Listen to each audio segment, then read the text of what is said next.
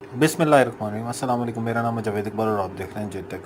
आज की वीडियो में बताने जा रहा हूँ कि how to remove temp file and improve your PC performance. आप अपने पीसी की परफॉर्मेंस को कैसे अपग्रेड कर सकते हैं या बढ़ा सकते हैं सिर्फ टेम्प फाइलों को रिमूव करके। टेम्प फाइलों को रिमूव करने के लिए आपको जाना है नीचे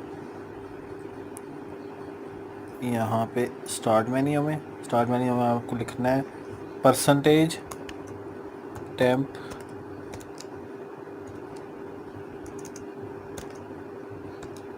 और फिर परसेंटेज के साइन बता देना, ठीक है। ये आप गौर से देख लें।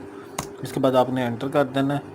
उसके बाद कंट्रोल ए दबाना है, आपने सारी फाइल्स को आपने डिलीट कर देना है, ठीक है।